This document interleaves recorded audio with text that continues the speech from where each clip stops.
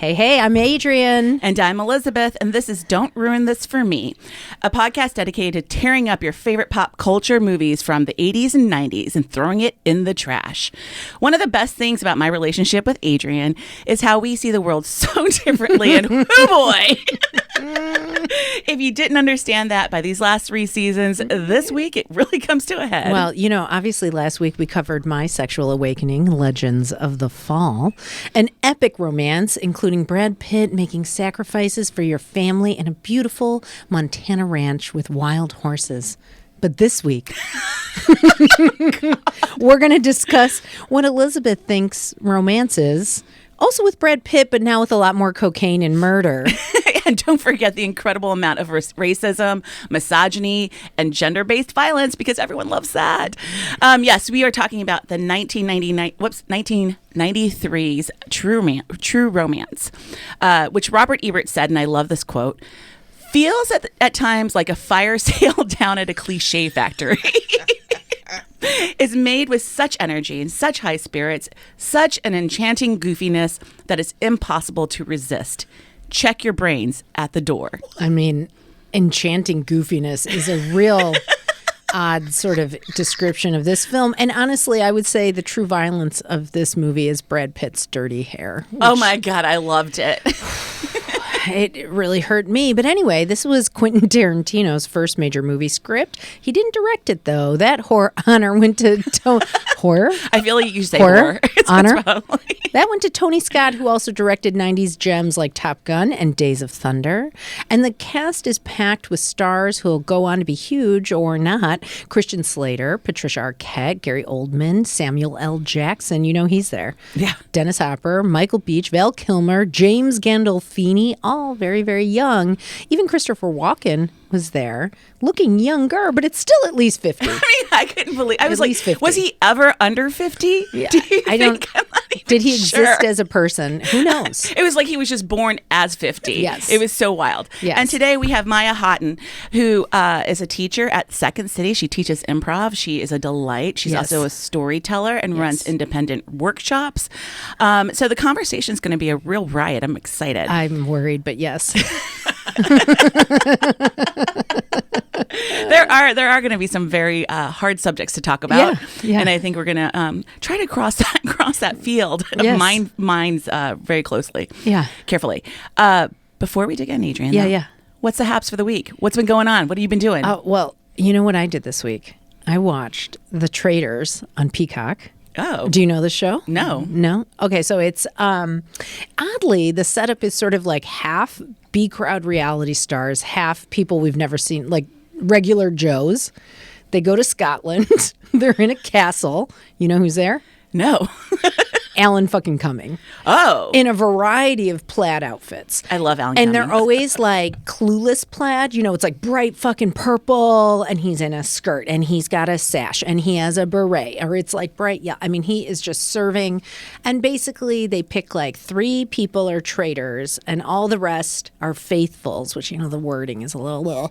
But they all have to figure out who the traitors are. And so you watch them. They're all fucking idiots. It's fantastic. It's a fantastic ride. I've never even heard of it. What's it on? It's on Peacock. It's like Survivor without the island. I mean, they're at a castle, so they have. You love Survivor. Of course, I love Survivor. Yeah, and to be honest, you know, this current era of Survivor that's all about flying under the radar, I'm a little less into. Like, you know what I want? You and me on Survivor, and the moment where one of us betrays the other. Who's doing it? Oh my God! Who's doing it? It's going to be me. You're going to betray me first. I would have to. Wait, how close do you think we would get? Like, do you think there's like a moment where we both realize this is the moment where someone's it's just betraying? Us, right? Yes, I do think we would get to that point. But here's the deal. I would not want to betray you because that's why I don't want to ever go on that show with you. But I feel like if you dragged me on that show, if I didn't do that to you, you'd be disappointed. I don't think that's accurate. You would be no, because I think you would be like, Elizabeth, we've been watching the show. It's the two of us. We got to pick. No, you're totally wrong. I'm taking you as my shield. 100%. 100%. Because you know what? You're going to use me? As my shield. Just because like all the other guys. Listen, anyone that knows our friendship and is that friends with both of us in like various groups knows that people like Elizabeth better. Like she's is more of the front. Got to stop She is saying that. mostly the front and leader, right? So I'm using Elizabeth to draw in all the fucking people, and I'm going to be the B crowd leader. And then once I fucking kill her, I'm stepping in. I'm stepping into my glory. I love it. I love knowing that you hate me. I don't. Okay, I mean, listen. I fucking adore you. I'm just saying. I think. I don't think you would actually betray me on the island. I don't think I could do it. I don't think you would. I think like when it came up to the end of it, I would be like, Adrian, we've got to strategize here. I think probably what would happen is we would link arms and we would walk off the beach together. No. One of us has to walk away with the money. One of us has to walk away with the money. Because we're going to give it to each other, right? I mean, yes, I think we would share it. I think we would probably. Oh, shit, I shouldn't have said that on like this podcast that they'll probably this never is a listen binding document. to. They'll be like, they can't be together. She's going to share the money with her. Yeah. Okay, last thing I want to say about the traitors, though, is that, like, I would be murdered. So that's the other thing. The traitors murder the faithfuls at night. They have these big round tables. They have these big round tables where they try to out... Yeah.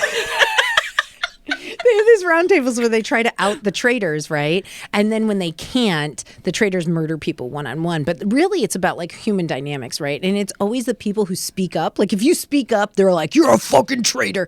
And I already know I would be murdered on the very first night because you could never put me in a circle of people and be like, everyone say your opinion. I could never shut the fuck up. I could never do it. Like, I could never just be like, just be chill. Go under the radar, Adrian. Like, I would fucking be way too hard immediately. Yeah. I also think you're very honest about your opinions. It would be really difficult for you to lie. Speaking of, you know who is on Traitors is Suri from Survivor, who's like the fucking cool. Yes, you know who she is. You do know who she is. But, was she the one who was in that band SWV or that's Taj. Remember that song? What was the song? That's not the band. The band is called SWV. Yes. Yeah. What was the song? Isn't it Single Women with Voices? I look at Sisters Maya. with voices. Maya. You're like, Single I'm gonna look at the women black with lady. voices? Sisters with voices. Okay, there you go. There you go. They But had what a was few the song? I songs. can't remember the song. SWUV and S. Yeah. Yeah. Anyway. Yeah. All right. I've been obsessed with Ted Lasso. As you know, I'm very late to the game. And let's be clear, you just started Ted Lasso. Yes. It's not like you're obsessed with the new season that just came out this week. You just started watching Ted Lasso. I'm always literally, late too. literally too. I'm always late because you know what? People have so much, like they are able to be like tapped in, and I'm always like 18 years later. That's not true. It's more if this was like an apocalypse thing or like a zombie, like something terrible, she'd be the first person on board. It's like Ted Lasso's like a little too sweet for her, so it took like 5 years for her to be like, well, fine, I'll try it. Yeah, I think I was gonna say, you know, it's funny you said that because I think when did it air first? At like 2020, 2021? Yeah. And I was like, this is too cheery for me. Yeah. I'm not going to watch it. But I'm now super obsessed. Of course, because there's a grumpy soccer player for you to root for. I know you're not into Ted because Ted is obviously the guy He's I the would you're fuck. dating. Yeah. He's the one So you're you're like, dating. let me get the fucking grumpy soccer player and I'm going to be the slutty, you know, PR chick. That's you. I kind of imagine myself as a person who's running. I wanted to run the soccer team. Oh, you want to be the hot chick? Yes, and I want to. She's like the older woman. Yeah, you know she rings the shame bell in Game of Thrones. Oh, does she really? Shame. Yeah. She is so hot though, and I like all of her clothes, and I like her power, and I just like every time I see her, I'm like, I would date you for sure. Yeah. But the other day on Facebook, there was this like, you know how Facebook suggests to your friends, and one came up and it was like, we suggest that you're friends with Brendan Hunt. You have all these mutual friends, and I like look, and I was like, oh, that's Coach Beard. Yeah. I had no idea.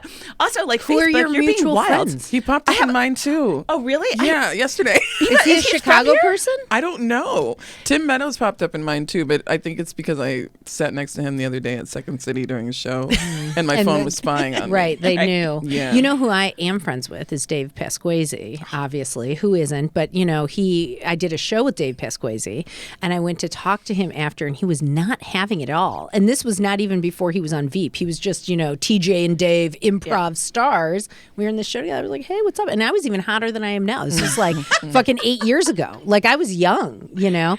He wasn't having it, but we are Facebook friends, and I really like to see him on Veep. Oh, I love that. Yeah. Well, I decided, well, I was like, you know, Facebook is like a shithole, and it doesn't really matter what you do on it. So like, I was like, this could be totally random, but I sent him a message, and I was like, hey, I'm a stranger on the internet who was told to be friends with you on Facebook, and we both know Facebook is bullshit.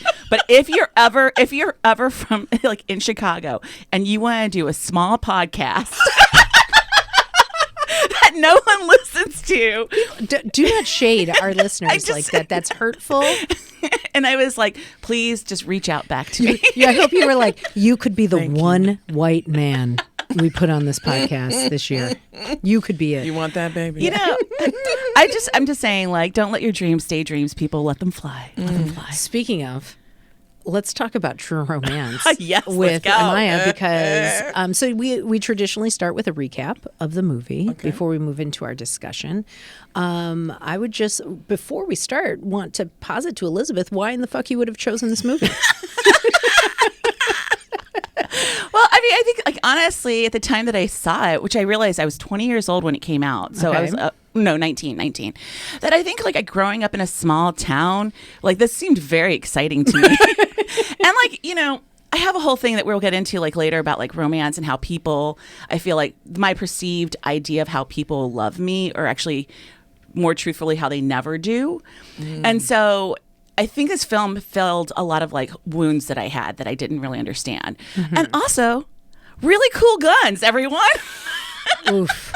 I mean, I will definitely say so it really doesn't age well. And like, I think Quentin Tarantino, like as an auteur, has grown. You know, there are Quentin Tarantino movies that I like, but I would say this is literally peak 90s Quentin Tarantino, throw everything at the fucking wall.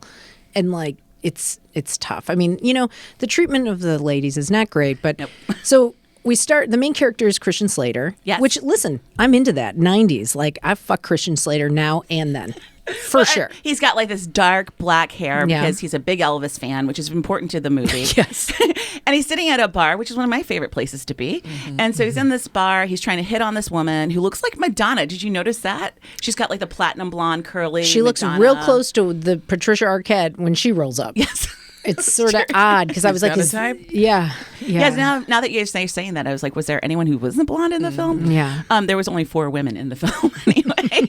Anyway, so and let's beat the shit out of them. She got off easy. Exactly. At least she walked away. Yeah. So Christian Slater's at this bar. He tries to hit on this woman. This woman is like, no, because he's like, well, and this matters because he goes, do you want to go to the movies tonight? And she goes, well, what would we see? And he goes, I want to see the Sonny Chiba film, which is all these kung fu films. And she is just like really insulted in a very odd way. It is odd, but there's this entire vibe that it's like, okay, this is Quentin Tarantino's like young life. Yes. You know, there's this whole wish fulfillment where it's like, you know, kung fu movies, chicks being interested in that, and like comic shops and like guys with like no money. It's like, oh yeah, let me get in that. It was definitely like that 90s type of feminism where it was like, I'm not a regular girl. I'm a cool girl. And because this woman walks away, Christian Slater decides to go to a movie on his own, but the film flashes over to shots of Detroit, which I thought was an interesting location choice. And it's shots of Detroit, and we hear Alabama, who's Patricia Arquette, and the love interest of Christian Slater eventually. And she has a quote, which I think is the part where, like, you were talking about the music the music from the film, and Hans Zimmerman does the music. There's this weird little xylophone, like, it's called, the name of the song is called "You're Cool." You can come back to look it up. that. And it's this like sweet little film. And you know what it had was like Raising Arizona vibes. Yes. Which I really love and we should revisit at some point. But there's a quote that starts off with her doing this voiceover with these shots of Detroit where she says, I had to come all the way from the highways and byways of Tallahassee, Florida to the Motor City, Detroit to find my true love. Oof. What, you know, that's a typical story, right? Like people are doing that. And I think that as a young person, I probably found that like, oh my God, she just traveled all this way and she's going to find her own true love and this is going to be so great. But it wasn't. Well, Patricia Arquette is very interesting as like a prototype of like the manic pixie dream girl that like develops in the like early 2000s, right? But she's just like gritty. Yes. Yeah. But like everything she does is like manic pixie dream girl energy. Yeah, she feels super spontaneous. She's dressed like, you know, just very sexy. She's wearing a red dress. She's wearing like very red nails. giggly. Yes. And bouncy. Just like super sweet. Yeah. Anyway, so Christian Slater's in this movie theater. She walks in. She's wearing a leopard print coat and a red dress, which, by the way, I just wore that the other day. Nice. And she's like coming through, and she spills her popcorn on Christian Slater, and then they're like fussing around and whatever, and they realize that they have a lot in common, and they're crazy about each other. So after the film, they go have pie. They go to his job, which I didn't understand that part. He's like, let me show you my comic shop. Right. And then he's like, do you want to see a first edition Spider-Man? Right. She's like, oh, yeah. He couldn't Yeah, I afford do. to take her anywhere else. Yeah.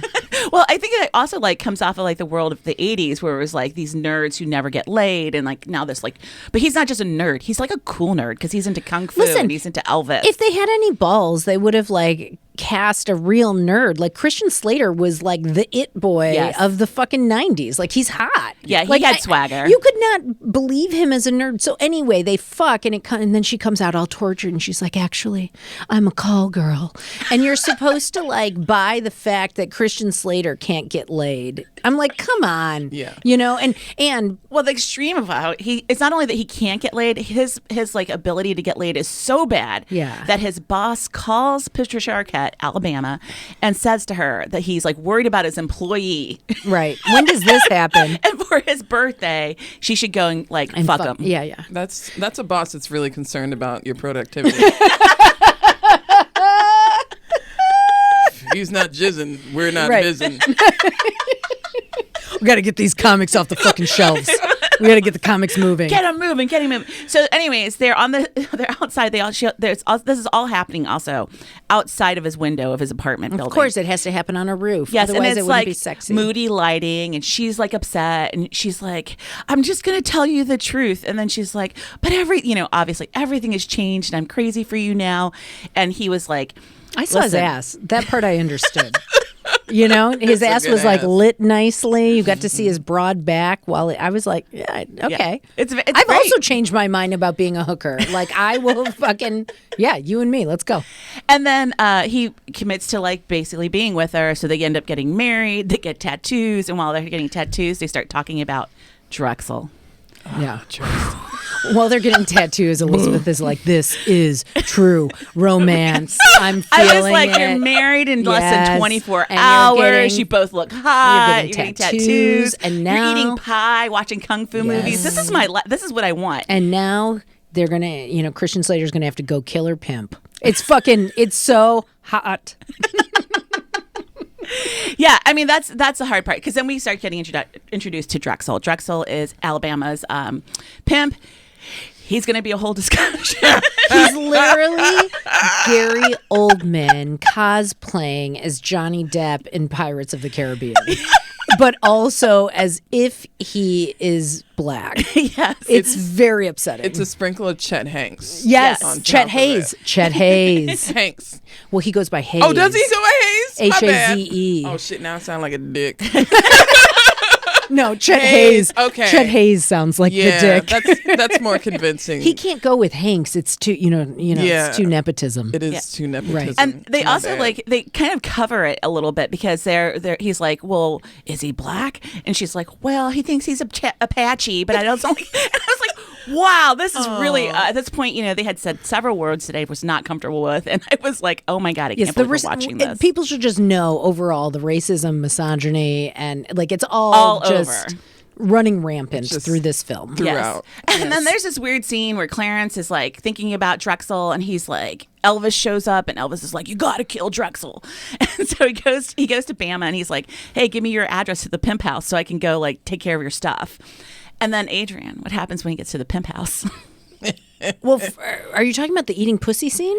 Oh no, I didn't get to that. Oh, because that's before. Yeah, isn't it? you're right. You're right. Okay, well, listen, the one thing I would say this movie is you can see the seeds of all the things that Quentin likes and how he detonates them better later, but they're all here right now, and it feels very 90s. Samuel L. Jackson walks into all the like pimps and drug dealers like, I eat fucking pussy? What? You don't eat pussy? And everyone's like, I wouldn't eat pussy. And then another guy's like, I've got a gun. He's like, this is how I lick the pussy. And it's just like so fucking ridiculous. Maybe I think that's also perhaps because I'm 43 years old. I'm like, this is so fucking stupid. But like they're treating it as if this is like a very important conversation. Yes. It was a weirdly big thing in the 90s. Yes, about whether or especially in not- the rap community. Like, Yes. I don't eat pussy. Right. I'm like, why not? Right. You're missing out on nutrients. Right. Yeah. Well, and I find now, maybe you're as a single lady, I don't know if you find this, but I also find now, like, if you're ever like gonna get naked with a dude, the very fucking first thing he does, he's like, let me put my face down and like Yup. lick your pussy. And sometimes Things it have happens. really changed in the world. Well, sometimes it happens very abruptly. I mean, it's almost a performance, you know. It's just like, I know I got to eat the pussy. I got to get down there. I'm going to get it out of the way so she knows what kind of man I am. Right? Do you know what I mean? Has this happened to you? Listen, I was watching this with a guy that I just started dating. Ooh. And not even moments halfway in, he was eating my pussy. So, yes, this happens. I think we also should talk about this too, because you I believe you identify as bi, right? Yes. And I am bi. So Yeah. we should. I mean, I don't think it's the same situation with women. No. Like, it's not like just like drop your pants and I mean, maybe I haven't dated that many women. I have been, probably because I had only been with men prior, but I did have a former partner that I was very much like, just like drop them pants. Let me.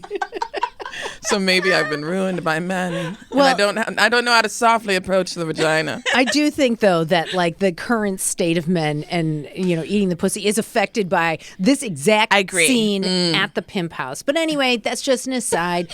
Clarence shows up at the pimp house. There's a whole fucking Quentin Tarantino like shootout kind of vibe. You can picture it in your head. Fucking, you know, Christian Slater suddenly shoots off his dick. You know, it's just like, Well, Jesus not his Christ. dick, Drexel's dick. Well, Drexel's yes, dick, yes. But it's- Sorry, Drexel's dick was shot off. But the best part about the scene is like, I mean, I have to tell you that I mean, this is honestly true. I just love scenes like choreographed like fights, and watching him being like Drexel being thrown into the aquarium. Oh, yeah. I was like, this is so A horribly wall. So 70s. many fish Aquariums. tanks in this movie. So many. And I don't know. I think I've told you this before. You know, I have a reoccurring dream that's in a basement of fish tanks. No. Yeah, we've talked about it. My son will like ask me. He'll be like, "Do you have a fish tank dream?" I'm like, "Not recently, but it happens." We can What do come you back think to that's that. about? I don't know. Okay. And I've always not like I haven't taken care of the fish tanks well enough, and I always come down and I'm like, "God damn it, you have 700 fish tanks." I'm fascinated. We're going to talk about this we later. gotta go back to because- that. I mean, did you hear? Maya and I just shut up. We were Yeah. like, what? Well, I'm just saying I noticed this because it was a wall of fish tanks, and I was like, "God damn it, is this what it's from?" Like, Yeah, I mean, Oh, this I'm whole scene, intrigued. there's like water, there's Yes. fish tanks, there's Yes. guns, there's Yes. Chinese food. Yes. Like, it's wild. And this doesn't surprise me that you love it because Elizabeth's like leaning into the chaos vibe. She's like, "Fuck yes, chaos." I'm like, shut him up. Yes. Okay, so then after that, Clarence realizes that there's some problems here. He brings back a suitcase that he thinks is Bama's, shows it to Bama. Bama is like, what happened? You're bloody and you're eating a burger. And Clarence is like, well, I went over to your pimp's house and I killed him. And she's like, what? And then he gets really jealous because I want to talk about this. It's like this kind of idea of like jealousy about people you fucked before. And so he like freaks out, starts yelling at her. She grabs him and she's just like, I just think what you did was so romantic. And then they slow kiss and the xylophone plays. And I'm like, pause, how much left is of this fucking movie? And I would just like to say, I don't think I've said this yet, I'm a #1 Patricia Arquette stan. Like, she can do no wrong, and still I'm like, can we be done with this yet? Yes. But Brad Pitt hasn't even shown up yet, so I soldiered on.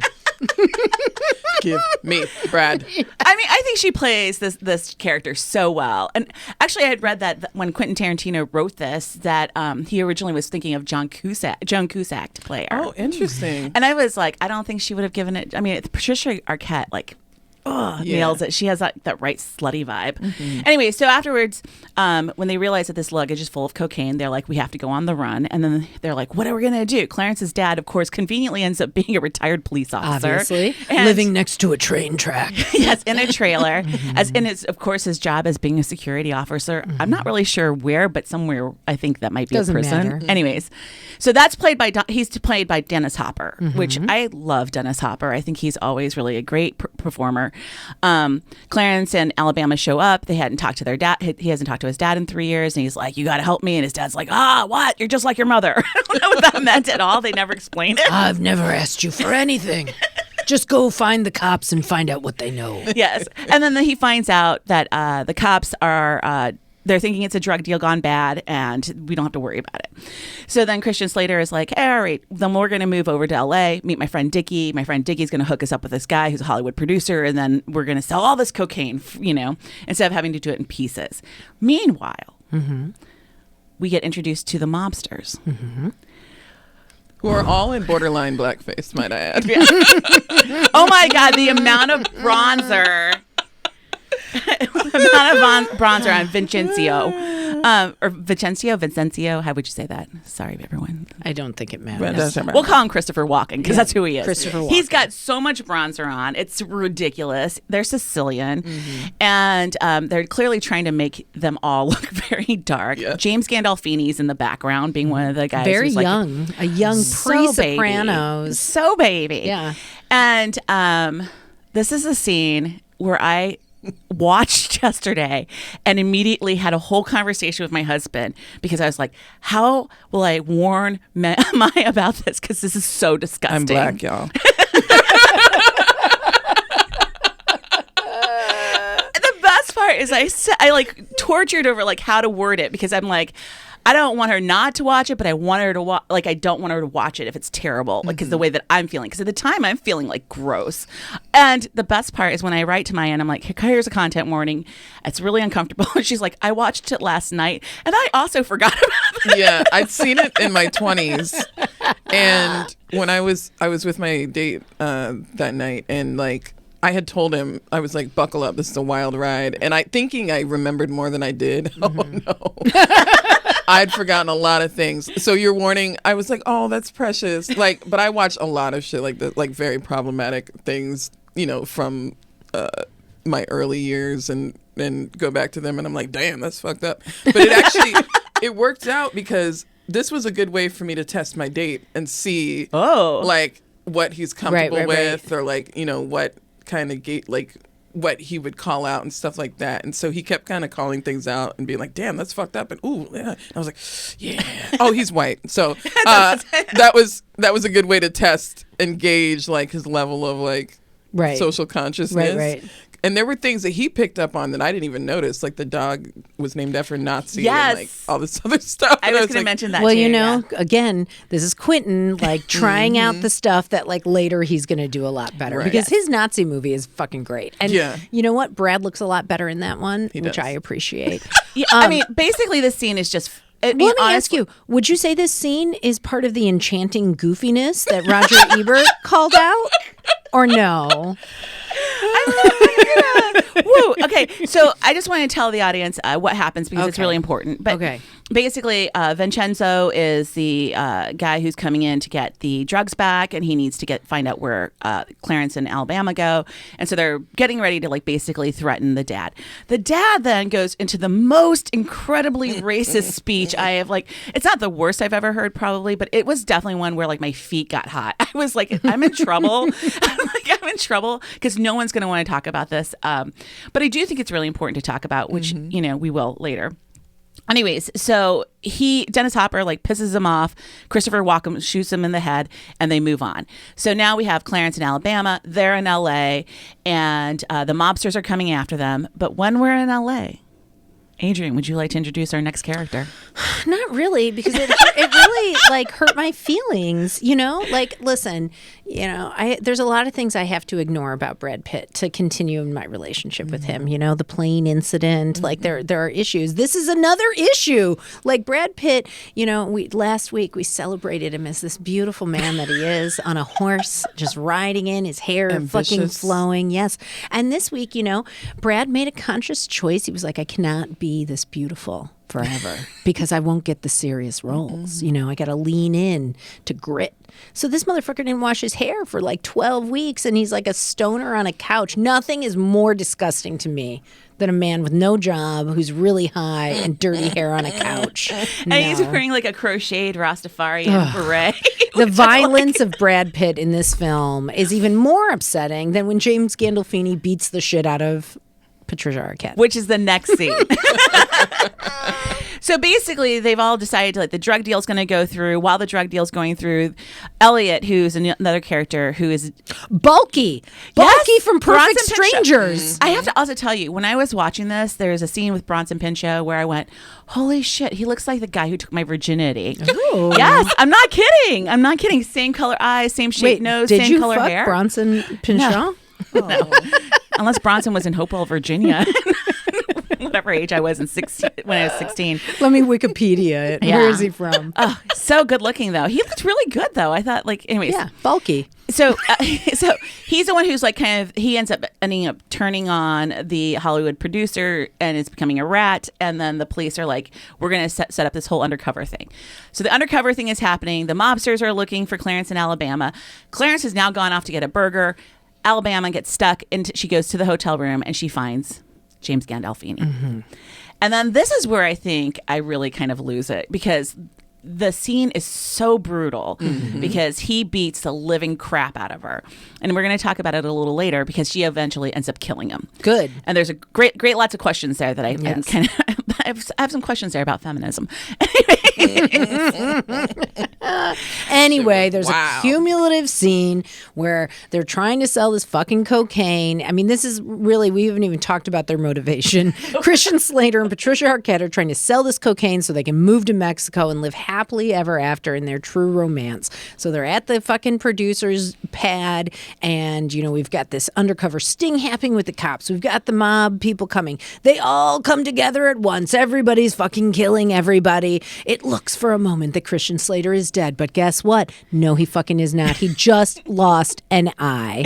And they fucking limp out of the hotel and she puts him in this fucking car. And next thing you know, they are in Mexico with their child who's already like 5. And she recounts, this scene of murder and chaos. And she says, all I could think were the same 3 words over and over. You are so cool. What? And as Elizabeth pointed out early, their sweet little love leitmotif dong, dong, dong, dong, dong, on the xylophone is also called You're So Cool. I mean, it is so fucking embarrassing and misogynistic. I want to die. Let's talk about the issues. Yes. Yeah, I mean, let's talk about this. So, when we were talking earlier, I just think one of the things that I felt so strongly about when I saw it when I was younger was this idea of having like a ride or die. Mm-hmm. Because Patricia Arquette puts it out there. She's like, if I love you, I will be monogamous. I will never turn my back on you. I won't be a hooker no more. Yeah, no more dicks for me, just yours, baby. And at that point in my life, I had never had that feeling. I'd never had even like a friend that I was like, this is my ride or die friend. A lot of this has obviously changed. Thank you, Adrian. Has changed for me. But like at the time, I was like, I never knew anyone like that. Like someone who was just going to give all their heart to me. And I think the other part was that Patricia Arquette's character is so broken. Mm-hmm. And I saw myself that way. I saw myself as someone who could never really love. I never really belonged. I was never like the other girls, and to have this man just be like wholeheartedly accepting and loving of you. And this is exactly what fucked up all of my dating life. Because it turns out none of that's good. No. And I feel you. I'm realizing we're very similar as we discuss this movie. I had a boyfriend in high school that I thought, he was just the baddest motherfucker. Like he'd gone to jail and he sometimes sold weed and like, I was like, I'm down for this motherfucker. But like, I also broke up with him like every other week to fuck other people. But like we were together for like 2 years and it was this very intense, passionate thing. He was dumb as fuck in hindsight. But like, yeah, I thought I was going to marry him and be with him forever. And then I would like do anything for this man. So I had a very like, it was like a ride or die light, if you will. type relationship with him. Instead of cocaine, it was weed. Just a little bit of weed. A racist mom. Instead of a purple Cadillac, he had a green Gremlin. He had a green lowrider bike. So yeah. What do you think is attractive about like a toxic relationship like that? Like, what is it about the danger? Because Adrian and I talk about this a lot. Adrian is like, if I met a person like this, I would be like out. Except when we talked about Tristan. I won't even let a person like this speak to me at a bar. Right. If Elizabeth and I walk in, like we've been to some dive bars together. Listen, we rode our bicycles across Ohio, you know? So we're like in some fucking places and Elizabeth leans right the fuck in. She's like, who are the locals? She's sidled up at the bar. She's talking to all of them. I've like left, you know, I'm like over in a corner on my phone. I'm like, no. Yeah. No. You know, I hate to say it, but I think the main catalyst is like the crazy ass sex. Because that's Which what Adrian hooks was you. into in the movie. That's what hooks you, and then you're like, I'll do anything for this dick. Like you get hooked on this, and even if you don't know, if you haven't had sex yet, you just know it's gonna be good because they're like real passionate and angsty, and you know they're gonna just tear it up, and you're like, do I really want that? Yeah. And then you just end up sticking with it longer than you need to. Yeah, well, in the film, there's a whole great, I mean, aside from the first one that Adrian saw, but the one where they're on the side of the highway. Oh, yeah, they and they're fuck in a phone the booth. phone booth, and like Yeah. the truck drivers are like honking. Yeah. And I was like, He's God, standing. this is so sexy. He's standing on 2 phone books. Yeah, because she's on that tiny little corner shelf, propped on it, and he's got to get on these 2 phone And books. he's wearing like work boots, which I remember being like, oh yeah, I fucked a dude with work boots on. I don't think he's a tall man. He's bite sized. But there's clear red flags in this relationship, right? absolutely. And I was Yes. She looked at me and that was like a real question. Like, yes, bitch. I don't There are know. a lot of fucking red flags. Like, yes, both of these people are fucking insane. And they're like, our love is so special. We're both totally fucked. Yes. Well, I mean, I was trying to think about it today because I was trying to get more specific about like things that I thought were red flags. I mean, there's like the things that I definitely. Maybe him murdering people. Well, to be fair, he got pushed into it. I mean, I think you know when you're going to your girlfriend's like pimp estate that you're putting you're talking- yourself in a line of like danger. I don't think he got talked into shooting the guy's dick off. Oh yeah. Yeah, He that's- knew. He Yeah. went there knowing he was gonna fuck some shit up. I for know, but sure. Drexel shouldn't have thrown the tray of Chinese food. He was coming there in peace. Oh, Jesus. And the interrogation thing. I mean, come See, on. I'm already falling in. I'm already falling back in. I'm like, you don't get him, Adrian. I mean, You love chaos. She fucking loves chaos. And listen, you know, I love hot sex too. I do. But and I also like danger, but only in a safe way. right. I want to know I'm gonna get out of it alive. Yeah, like listen, if I trust you, Unscathed. I will do a lot of cool shit. Like what you know, if we're like in a trusting environment, like let's get crazy, let's do it. But I'm not trusting like some random fucking bro. No. Yeah. No. Even in his like nice like zebra printed jacket. No. Are you sure? And when he takes you to the bookstore, you're not like, oh, this is kind of hot. You're taking me to work after work. No, it's a comic book store. It's not a fucking bookstore. Let's be real. If I went on a date with someone, he was like, "Do you want to come to my bookstore?" I'd be like, "What? Yes." Like, are we going to Barnes and Nobles? Like, are we going to Women and Children's First? Like, where are we going? I'm fucking. That's hot. Yeah. Well, I mean, I I think that's the other thing is like I loved that. And again, this is not 49-year-old Elizabeth saying this, okay? Like 49-year-old Elizabeth has learned, I do love chaos, but it turns out I'm just nosy. Like I want to see it happening, but I actually don't want to be involved in it. Yes. 20-year-old or 19-year-old Elizabeth was very much like, let me dip my toe into this mess, right? And one of the things I thought about Clarence is like he just immediately wants to take care of her. Mm-hmm. And we've talked about this on the podcast before. Is I was always the caretaker. I still am mostly the caretaker, and so I've never been in a scenario until I got married where I felt like any person, like any dude ever wanted to be like, let me just take care of you. Let me like make sure that you're protected and you're taking. Well, you wouldn't have found that hot, Elizabeth. You got to go to the bookstore to meet those guys. I mean, I think also what we're kind of like talking around is really about like our ideas about like intensity being what real love is, or like the peak of romance. And we talked about this with Pamela Anderson too, that it's like, you know, this like chaos, intense energy is what like love is. But what we know now is like full adult women that actually like a lot of peaceful energy. That's like, you know, somebody scooped the kitty litter, someone stopped at the grocery store, you know, like, and just, you know, somebody changed the sheets, like just this, that's like what actual love is. And like living in that intensity is insane. But what we've been taught as women is that intensity is what's love. Yep. Right. Yeah. Very true. Do you have an example of a relationship that felt like that, like very intense and like connected as an older person? So my first like real relationship, I was like 23 and he's 15 years older than me. Now we've known each other for like 20 years and he's my best friend. But we started out very intense, very hot and heavy. You know, he was like, "You're too young for me." And I'm like, "No, I'm not. I'm 23. Come get this good stuff." And like, I just fucked him into submission. But there was definite like intensity in the beginning that maybe not the healthiest, nothing crazy, thank God. He's a really good man. But yeah, I was like all about this motherfucker.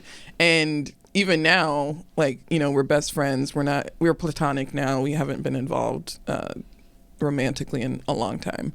But it's crazy seeing how it's morphed into the way that we like take care of each other as friends and having that background. And we'll joke sometimes and talk about like our younger years of being real spicy and wild, like, you know, driving down Lakeshore and me giving him like roadhead and shit. Like, danger. Now he's like, "I'm 58. Yes. Can you get the Pepsid for me? Yes. That's a perfect example. I'm honestly. having a colonoscopy. Can you pick me up?" Yep. I feel like what I'm hearing from you, Maya, is that it can work out. It can work out. It can work out. It can be a good thing for someone. Yeah, I mean, I'm one of those people. I always assume I'm gonna like be friends with my exes just because that relationship worked out so well, and I haven't had a ton of relationships. And so my other one that I thought was like, we'll be besties after, totally fell apart. But the new guy that I'm seeing, in terms of like the way that we interact, he shows that level of like care that I haven't experienced a ton of. Do you find it alarming when he does it? It's still very new. It's not alarming, and I think it's because we had to kind of talk again and be like, okay, we don't want to be in a committed relationship, but I'm like, but you kind of doing committed relationship type things. I'm also poly, so that's a factor. But like he's very consistent with his communication and stuff like that, and like super thoughtful and like caring and kind and all that good stuff. But we've also got a little bit of that, like, I know we're going to get wild energy. So it's a nice balance. And I don't know where the fuck it's going to go. He's very excited about me also seeing other people. So that's been a new fun development for me. Oh, I love it. So like my love life just went from like drought to flood, and I'm very happy about it.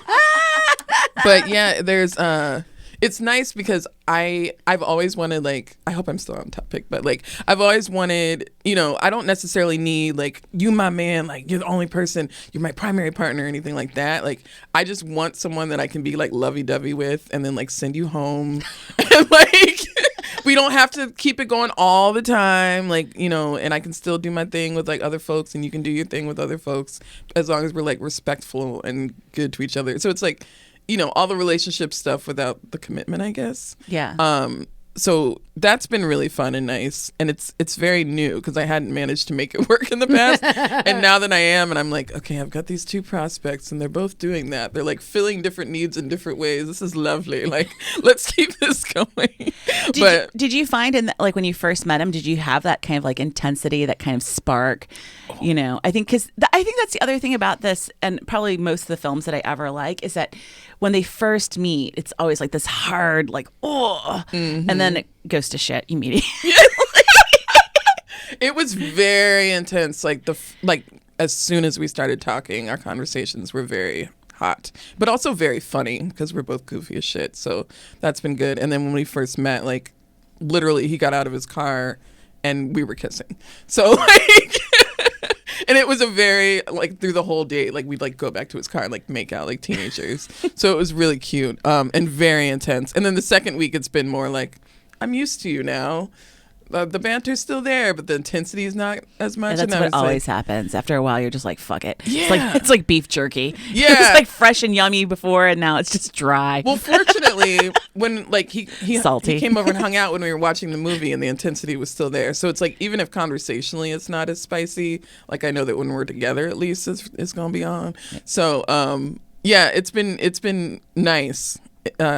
But I've definitely recognized that I do still like some chaos and like some, like when it started to fizzle, I was like, I feel like this is fizzling. Tell me why it's fizzling. And he was like, I think I like feel like I was being too like romantic. And I'm like, bitch, I don't. Shut up. Like we can still be cute without it meaning that I want to fucking marry you. Like, calm down. And then that kind of helped things get back to where they were. I was like, he's usually monogamous, so that's another factor. But I was like, don't you worry. You ain't gotta lock this down because I'm gonna be roaming these streets. So watching this together on one of our first like hangouts like at my house was really interesting. Well, let's talk. So he's a white guy. Mm-hmm. You're a beautiful black lady. Thank you, a baby. Queen. And your lipstick looks amazing. It does, yeah. I'm like, is this a full-on ombre moment? Like it's. I do a little like concealer and then a light lipstick and then I line it with. It looks fucking great. It looks good. I've noticed it this whole time. I know. Yeah. Adrian's just sitting here looking at your lips the whole time. Like, I definitely don't want to have Maya's relationships, but if I can get this lipstick, I got you. I'll give you tips. Thank you. One of my favorite qualities are my lips, so I appreciate that. Yeah, it's one of my favorite qualities about you. They're gorgeous. Hey. So okay, let's talk about this. So, this is the hard part, right? We've agreed to talk about it. Oh, God. So the scene between obviously Christopher Walken and Dennis Hopper gets super, super disgustingly racist. Yeah. And just to dive into it a little bit, and I think it's going to be interesting talking about it because, again, you're seeing it with your white boyfriend. Mm-hmm. Basically, the dad was being bullied by Christopher Walken, and at some point he realizes, the dad does, that he's going to lose the battle, and then goes into a whole thing about how Sicilians are basically people who are half black. And we're like, he was just kind of like making it very, I'm trying to figure out how to say this without saying it like terribly. Yeah. But basically he was saying. Just say it how Quentin would. You know? Really, really thoughtful. Hard R's and all. Yeah, really thoughtful. I mean, they are using the N-word over and over and over again. And the insult is basically like the people of Italy, you know, the darker skinned people of Italy are dark because they're half black and half Italian. And this actually was triggering for me. I realized this morning in a different way because I'm half Puerto Rican. Mm-hmm. And I went to a school that was like a lot of white people. And at some point, just mysteriously, because high schoolers are fucking idiots, they would slip these notes in for like a week. The kids were slipping notes into my locker about how Puerto Rican people were basically raped by black people. And that's how we ended up being Puerto Rican. And I remember like with the first couple of notes feeling like, okay, this is super stupid and like doesn't make any sense to me. Even though actually Puerto Ricans do have Afro roots. But by the time the week had ended, I felt, I wouldn't say the word is like insulted, but I felt like kind of beat down by it. Like at first I was like, this is just people being stupid. And now I'm like, these are people who are trying to hurt me. Mm-hmm. So there's like a big difference, right? Like when you're kind of like, this is just juvenile bullshit. Right. And then there's this like, you are purposely trying to destroy and cause me pain. And in this scene, I think that's exactly what happens, right? So Dennis Hopper doesn't bring up like the real history of like Italians. He's just really trying to use black folks as weapons to hurt this man. Yeah. And I don't think that I ever saw it that way when I was a kid because I just wasn't that smart. And I'm not black, you know, but as an adult, I'm like, wow, this is what we've been talking about, is using that word as weaponry. I don't know what were your thoughts about that? And yeah, that scene, like, it tripped me out.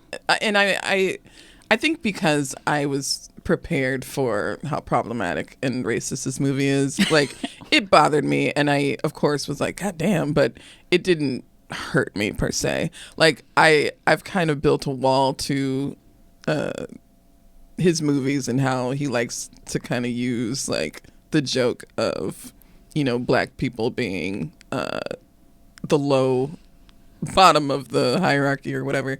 So I just thought it was interesting. Like, you could tell that Dennis Hopper's character had given up because he was going for the jugular with this, like, horrible insult that they were part black. And he knew that would be, like, the lowest of the low things that he could say to them. Yeah, and, he like, got shot because of it. In the head, point blank range 3 times, nonetheless. So it's not shocking to me. I think maybe I've been sort of weirdly, like, desensitized to it as a protection mechanism. But it doesn't surprise me. Like, I've honestly even had conversations, Facebook fights, if you will, with people that were racist. And I've been like, wait a minute, don't you have, like, black in your ancestry? And not using it as an insult, but, like, you on the wrong side of this bitch. You got black in you. I don't know what you're trying to do right now, but you got some spice in there. I can see it. So not using it in the same way, because to me, I'm like, shit, that's a flex. Having black in you. But to them, I knew it would be, like, hurtful. But in this particular movie, the way that he kind of bandied it about as, like, a weapon, it was definitely intense. Greg was... Oh, I wasn't going to say it. Oh, well. Oh, no. Hi, Greg. Shout out to Greg. Shout out to Greg, listening right now. We'll be fucking next week. Would you like to add his last name? Can I follow him on Instagram? I'll put his picture on the website. Yeah, is he looking for followers?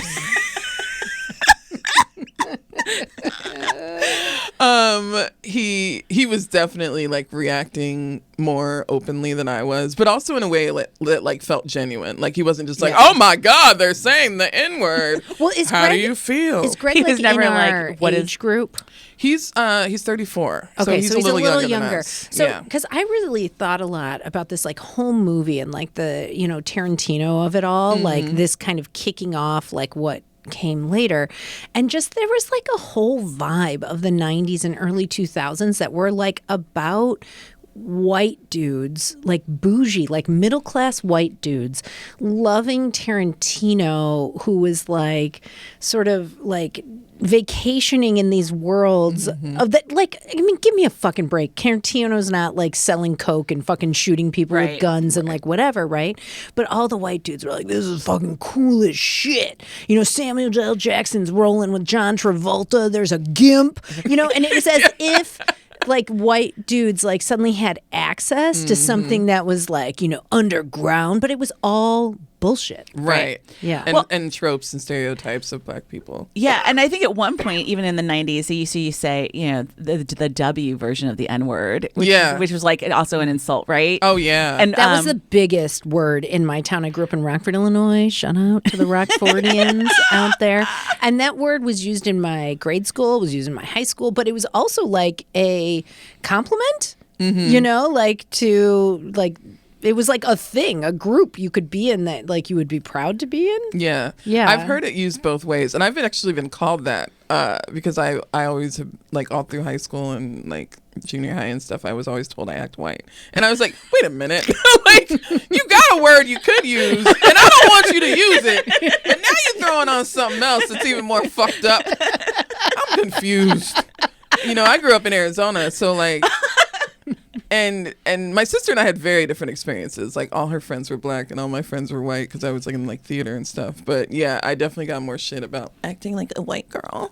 But yeah, it's one of those things where he definitely, I think, I don't know if he still is, but wasn't he married to a black woman at one point? Or I think he's married to an Asian gal. Okay. Isn't he? Him and Nick Cage collecting the Asian gals. Another person that Elizabeth loves. You're welcome. I don't know why I thought or I heard that he had been married to a black woman. I didn't print my script. I had printer problems, so I have this computer. I'll look it up. So it wouldn't surprise me if he thought that he had a bit more access because of that. I mean, the character of Drexel is basically him being like, I can do this. Oh, yeah. Because Drexel is a white dude who's pretending to be a black man, and in the worst way. Yeah, the locks and he's a pimp who's wearing a leopard print open robe. He's got these horrible, like, what looks like kind of what they would say primitive, like, I don't know what the word is really for it, but like there's like, are you talking about his necklaces, his tooth jewelry? Yes, like, is that what you're talking about? What I think like old whites would call savage jewelry. I would just like to say, it's very when Brad purposeful. Pitt was bringing back, jewelry from the safari and Legends of the Fall, this one was fully outraged. And when the pimp is wearing fucking jewelry with a tooth, she's like, well, he's kind of hot. It's like he's got a dread. I never said that. As a dread, I would totally go to this party. And he only surrounded himself with black people. I was like, I would have gone to that party. Yes. But also, I definitely think that it was like disgusting. I was disgusted by it. I was like, mostly because, when we were talking about it, and I'm curious about what you might remember from the past, right? Because you saw it when you were younger. You said in your 20s. And I don't know what happened between you and me that we just decided to block out that whole scene. Because today, I'm like, this scene is the reason I would never. Yeah. And it was one of those things where I had forgotten about it. And then as soon as he came up on the screen, it all came racing back before the scene happened. And I was like, wow, I really pushed this down. Like, I really suppressed this shit. And I think part of it too was like, I was a bit more like hippy dippy when I was in my 20s. So maybe I was like, I guess the dreads aren't that bad. And God, now, I hate of course, a white man dread. I'm more knowledgeable. I hate that shit. I definitely went to high school with people with white man dreads. yeah. They For were sure. the skaters. Oh, yeah. Yeah. Yeah. I mean, you guys are me shocked. I never saw this film. I really did try to warn my dude, and I don't even think I was prepared. Like, I should have warned myself because I really did suppress. I warned a you, lot. but it was late. I know. I mean, you guys. I was like, oh my God, I can't believe that we're going to watch this. I literally read your text. Someone's like, oh. I would say that though too is that I don't think that had I seen it in the 20s when I was in my 20s, I mean, I think this is an interesting thing about culture change, and I know a lot of people are like, for everything that changes, everything stays the same. We have not fixed racism for sure, but to watch this film with all the knowledge and kind of experience and the openness of which we talk about race nowadays, which no one talked about it when I was a kid. No, we never like addressed it in any kind of way that was meaningful or thoughtful. We never talked about the pain of being someone who's non-white. I mean, it was happening all the time. Like this whole thing with my locker, or like the fact that like, because I was a mixed race person, if guys slept with me, they couldn't talk. Like they're like, just don't tell anyone about it. I had that experience too. You did? Oh, sisters. I'm so sorry. Yeah. But like this kind of shit is like things that was like shaping me as I was growing up, but I wasn't recognizing until many years later when I became more educated. Like, what's a microaggression? Yes. And like learning. So I'm very curious about your experience with that too. Yeah, I'm definitely realizing we have more and more in common than I initially thought. It's not just because we're both hot. No, but that's our binding factor. The three of us are hot as fuck. Thank you for including me. Yeah. I was feeling ostracized as the Listen. only white person. I'll never leave you out of a hot comment. Because you fine as fuck. But yeah, Adrian's definitely. totally pink. I love it. You open up the door on my lips, girl. You gonna get all this. But yeah, I definitely I was always super boy crazy before I realized I like girls too. But always very boy crazy, and I'll go for my stomach is growling. I would go for the boys that were like the whitest of the white, like the Mormon boys that were just like, I can't touch them, but I want them. I want to see. Yeah, you're like, I'm going to create my own chaos. I want to see what's in those fancy underwear. I dated a Mormon too. I think I went to his house for like a Sunday meal. I mean, what snap. a nightmare. Did you have to do the prayer where you like cross your arms across your chest? It's hard for me to remember, but I remember even my parents who I didn't agree with a lot of their judgment as a child, but I will say they were like, what the fuck are you doing? Like, you're not dating this Mormon person. I went to like a spring fling with him. Yeah. Nice guy. Nice fucking guy. I don't remember my mom ever saying anything along the lines of what the fuck are you doing? She Yeah. just kind of let me, Yeah. crush on all these boys that I had no business crushing on. But yeah, there was a lot of the like liking me in secret when it did happen. Or like don't tell anyone kind of thing in high school, like if I hooked up with a white guy, things like that. Yeah, and I got picked on a lot. I got picked on a lot by black girls, which was interesting. I think being like in the theater world and like doing improv and stuff partially was why I kind of stuck out. And then again, my sister and I had completely opposite experiences. I had moved to Iowa for 1 year in 7th grade and was living with my dad, and my sister stayed in Arizona. And I came back and she was like hood as fuck. My mom had been living in the projects for like 6 months, and she was hood as fuck. And her friends hated me. Like I walked up, I was like, "Hey guys, how's it going? What's going on?" And they were just like, "This bitch, who is she?" It should be noted that you are a twin. Mm-hmm. She's a twin because if you go back all the way to season 1, you can hear Maya explain to us what being a twin is like. Yes. It doesn't seem to necessarily be the same as Elizabeth and Jessica Wakefield. No, I think it's because we're fraternal, so we're just two completely different people, really. But yeah, and she has only ever dated black men. And she is just so perplexed by the fact that I'm very equal opportunity. And every time I'm like, I'm only going to date black people. Oh, no more white boys. I pop up and I start dating too. And I joked with both of them about it. I was like, I was swearing you guys off. And here you are in my vagina. But yeah, I definitely had an interesting experience navigating being like, one, completely clueless and like not socially conscious, like at all. And then moving to Chicago and being like, oh, I got some like unlearning and like unconditioning to do, like, and you know, decolonizing the way that I think about things. So it was a cultural shock, but in the best fucking way, because I can't imagine still being in Arizona and like thinking the way, like letting things slide the way I used to. Yeah, and, like, for sure. Not recognizing things as being racist and stuff like that, or like not recognizing that the way that I was being treated by these guys that I would choose to get involved with who were white, like them dogging me and, you know, not really appreciating me. So I joke about not dating white guys, but I make sure I only date white guys that are like woke as fuck. Like you got to know some shit. So it really was a good test with this one with Greg to watch this with him, because he got riled up at the right parts, and I was like, yeah, good. He's not like, actually, I'm a really big Tarantino fan. You know that one where Jamie Foxx? That one is one of my favorite Tarantino films. Yeah. What if he did a whole like, will they use it? Oh.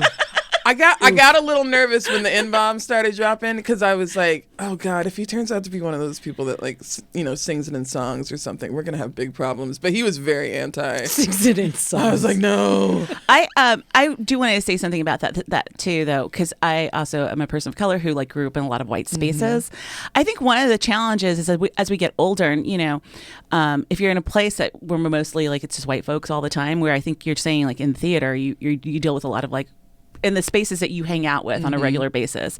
And I've talked to Adrienne about this, because Adrienne has like a really actually very good diverse amount of friends. I have more people of color friends than Elizabeth does. Look at you. She does. But like, you know, I was in Derby for a lot of years, so a lot of my friends from that was white. And I think like it's hard to figure out as a person of color to be like, I just have this hard part where I was like, I just don't want to go into like black spaces and be like, hey, you're black, let's be friends. Yeah. You know? Like, yeah, like we don't have anything in common, but you're black. It feels like very uncomfortable. She's leaving out a part that just this week she was invited to be in a club of Asian people. Yes, and she was like, what am I going to do in this club? We're going to sit there and we're going to be like, so you're Asian. I was like, give it a try. Oh, I mean, I'm just saying, like, white people have clubs where they sit around and they're like, so you're white. Yeah. Right. I'm just saying that I sympathize with you about that, because there's no like ill will about it. It's hard because you do have to do a lot of thinking and conscious efforts to like unprogram your brain, you know, and the people that you're like hanging around, and like how do you get into those spaces? I think that's a whole other conversation for a whole other day. We're gonna have to wrap this up, so I have one more thing that I want to ask about the movie really quickly, and then we're gonna go into our final thoughts. So real quickly, we're talking about the shower scene. James Gandolfini. I don't want to talk about it. Throwing Patricia Arquette through the showers, punching her brutally. I mean, that scene, I've seen a lot of films where like women get beat up, but I cannot remember a film like that bad. But at the end of the day, you know, there's a couple things. One, Alabama. Kill Bill is just this bad, except it's Lucy Liu and what's her face. Yeah, doing they're it women to each women. other. Yeah. Yeah. I was going to say, Which makes it hot.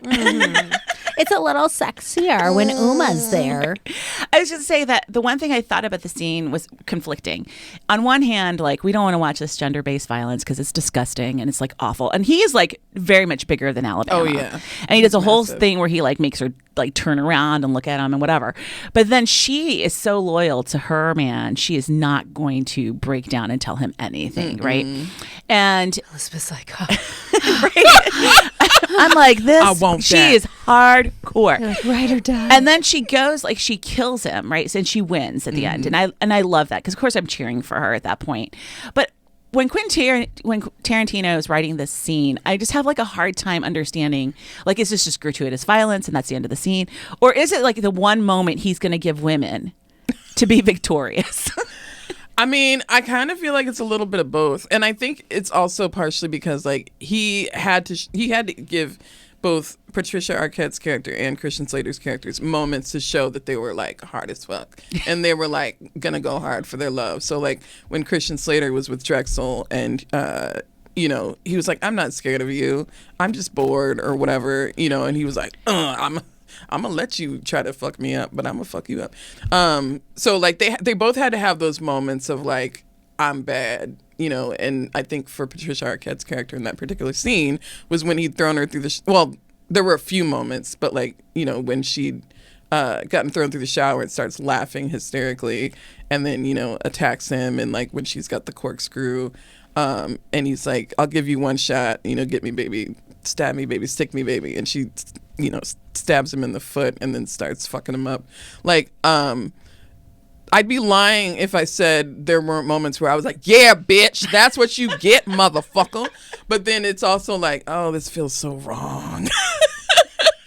But I think when you start to realize and you know that she's gonna win, like, you can't help but feel like that's what your ass get. She's tougher than you thought, huh? And it feels weirdly empowering, but it's so fucked up. Yes. Like, I think I had those kind of feelings a little bit more like when I was younger and I watched it and was much more fucked up generally. But seeing it again, it was just like, ugh, but also like, okay, good, she got him. But yeah, it's intense. Hard. It's like the like lowest level of feminism possible, I think. It's like Tarantino like went to a cemetery, dug under a grave, and was like, oh, I'm gonna sprinkle this on my movie. This'll get him. This'll make him feel strong. This little tiny bit of like female empowerment. Yes. What'd you think? Women can take a beating too. What? No, bitch. Adrian's face is twisted right now. I think that is exactly. It's like women can take a beating. Yeah. Listen, I think let's move into final thoughts. Nobody cares what I think about this fucking scene. I mean, the main thing I thought was the blood was way too brightly colored. Yeah. I was like, why is this blood like fluorescent? It doesn't look real. I had a lot of issues with like the blood, how quickly Christian Slater's face healed, and then Quentin's Patricia made Arquette's some when he lost his eye and it was just yeah. a cut above it. Like, I was like, Yeah. he didn't really lose that eye. Yeah, And how all did that that shit. bullet not go in his brain? Don't care. Yeah. Let's move to final thoughts. Go ahead, Adrian. Oh, okay. Great. I'm going to start. So, never watch this movie is my first final thought. But I have a couple other recommendations that you should watch instead. I could be wrong, but I've seen Inglourious Bastards more than once. And I think that's actually a great film. And Fantastic it's movie. Tarantino, like, actually like using his powers for good, and Brad is there, which is always a bonus for me. I also really enjoy Once Upon a Time in Hollywood. I think the haven't seen that end yet. of that I is hated it. Yeah. well. Let's stick with Inglourious Bastards then. But then I want to downshift to my girl Patricia Arquette. I really want to recommend Escape at Dannemora. Have you guys seen that? No, I haven't seen that one. Okay, it's amazing. Paul Dano's in it. And Big fan of Medium though.